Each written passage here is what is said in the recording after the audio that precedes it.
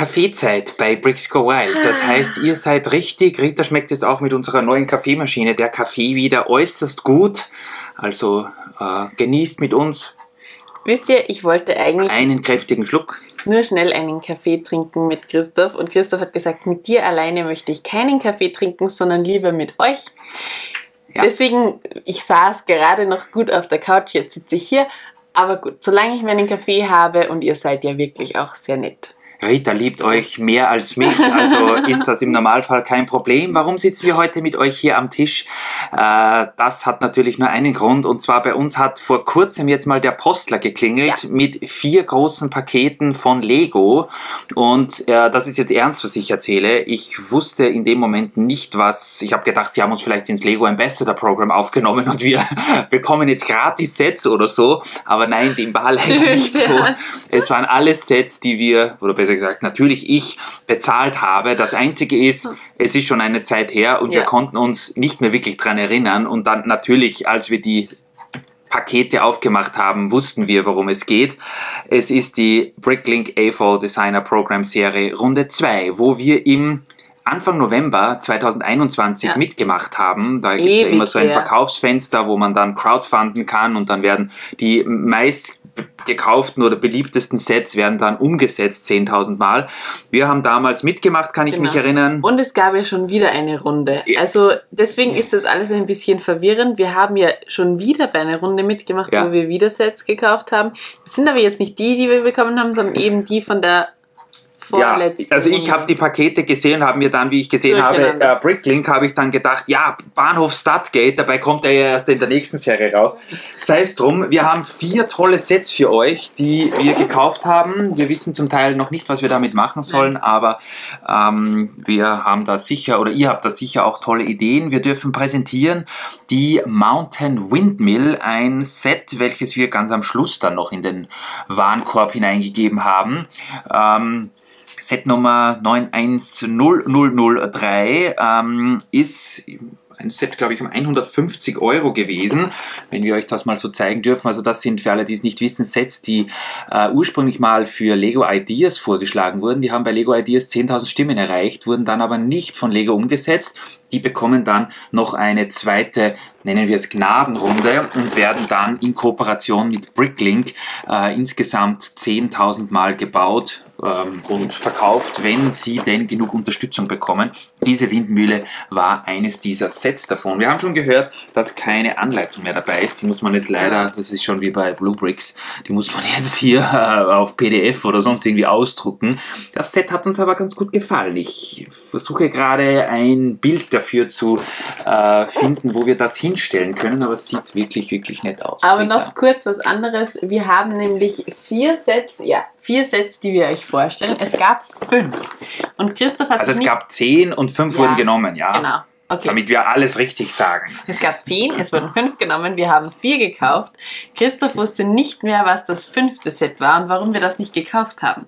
Also kurze Quizfrage, ihr könnt jetzt währenddessen mitschauen und überlegen, was war das 5. Set, das noch dabei war. Ich wusste es ja. Lehrerin Rita hat wieder eine Raterunde für euch.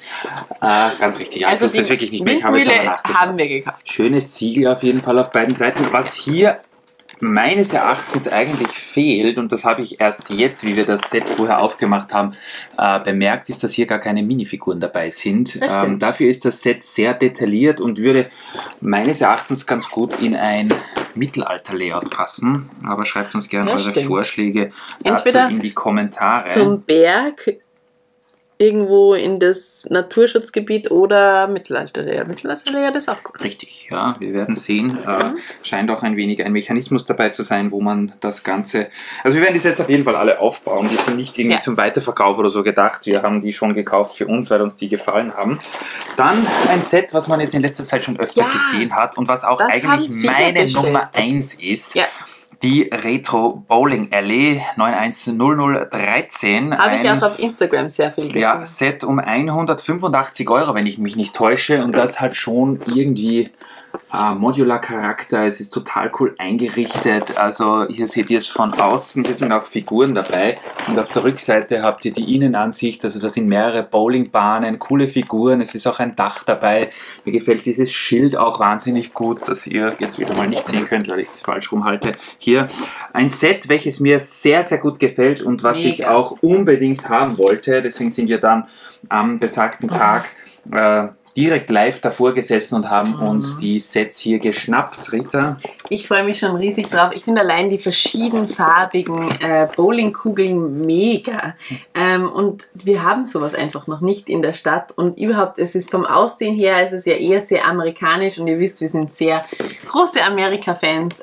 Und das gefällt mir schon sehr, sehr gut. Würde ja auch gut neben das Diner passen, muss ich sagen. Richtig, vom Stil her auf jeden Fall. Auch hier mit kleinem Restaurant dabei und mit einer Spielhalle. Ja, also das wird sicher gut aussehen. Das Einzige, was mir hier nicht besonders gefällt, da muss ich ganz ehrlich sein, ist einerseits ist der Karton hier oben, das war ausnahmsweise mal nicht Tim, ist ziemlich ramponiert und auch dieses wunderbare Siegel, ich weiß nicht, ob ihr es sehen könnt, ist hier total irgendwie zerfleddert. Das Set ist aber noch zu. Also hier haben sie ein bisschen herumgepfuscht. Sehr schöne Bowling Alley. Vielleicht waren sie so zittrig, weil es so ein tolles Set ist und konnten das nicht gut auf.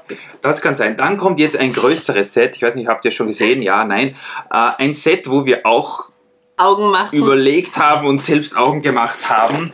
Es sind die venezianischen Häuser, meine sehr verehrten Damen und Herren. Ein Set, welches ja seinesgleichen sucht.